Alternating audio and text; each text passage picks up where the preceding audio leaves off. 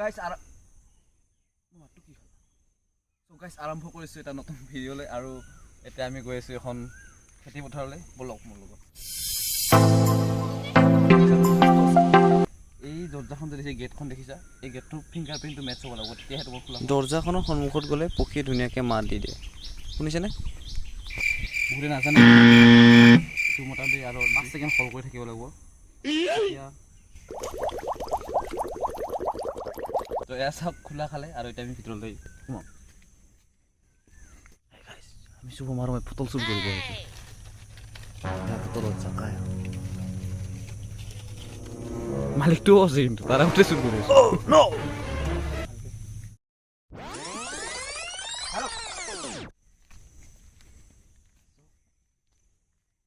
এয়া হৈছে ভাত কেৰেলা ইংলিছত কি হ'ব ৰাইচ কেৰেলা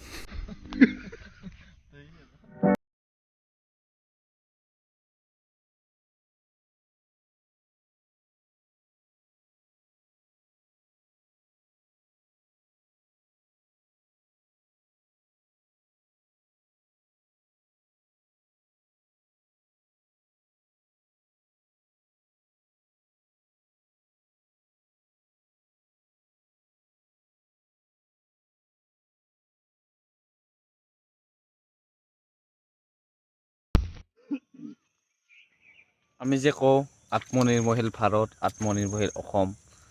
তাৰে এক জ্বলন্ত উদাহৰণ হৈছে আমাৰ এই দাদা আৰু তেখেতে ধুনীয়াকৈ খেতি কৰিছে চাওক কি সুন্দৰ ডিচিপ্লিনকৈ কৰিছে আৰু লগতে বহুত টকা উপাৰ্জন কৰি আছে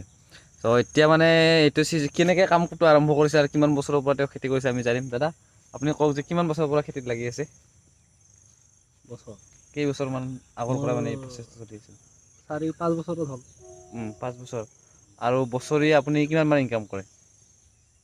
যোৱাবাৰটো পানীৰ কাৰণে নললো এবাৰ যদি বাৰিষা পানী নহয় একো পৰা 1.5 লাখ মান টকা ইনকাম কৰিব পাৰিব তাকো এবছৰত নহয় মোটামুটি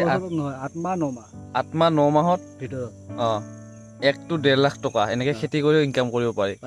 তো এতিয়া নিজৰ ঘৰত থাকি খেতি কৰিব পাৰি এনেকৈ আৰু এয়া হৈছে জ্বলন্ত উদাহৰণ আপোনালোকেও কৰক আৰু আমিও মোৰ ওচৰত দাদাৰ ওচৰত আমাৰো মাটি আছে দাদাৰ পৰা কিছুমান আমি সেই ল'ম মানে সহায় ল'ম আৰু তেখেতৰ ভৱিষ্যত কামনা কৰিছোঁ আৰু লগতে মানে কি সকলোৱে যাতে মানে খেতিৰ প্ৰতি আকৰ্ষিত হয় আৰু মানে অসমীয়া ল'ৰাই যিহেতু খেতি বাতি খুব কমেই কৰে না আজিকালি তাই মানে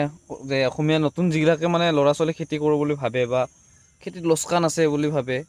তেওঁলোকক মানে কি ক'ব খোজে লোকচান নাই ভালকৈ কৰিব লাগিব মনোযোগ দি ভালকৈ কৰিলেহে ফল পাব আৰু 2 বছৰ মানে হয়তো 2 বছৰ প্ৰথম বছৰটো বেছি ভাল হ'ব নাই পটল পিছৰবাৰ পটলটো বেছি ভাল হয় এবছৰ পিছত পুৰাণি যেতিয়া হয় আমাৰ অসমীয়াৰ ল'ৰাবিলাকে কৰিব পাৰে নকৰে আজিকালি নকৰে কিন্তু কৰিলে বহুত উন্নতি আছে এটলিষ্ট মানে কি আৰু মানে এনে খাব লগা নহয়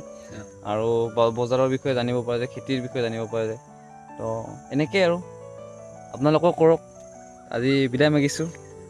শুভৰাত্ৰি বাই বাই এয়া আমাক উপহাৰ হিচাপে পটল দিলে আৰু লেচেৰা দিলে চুম ডাঙৰীয়া ল'লে এতিয়া আমি লেবু ছিঙাম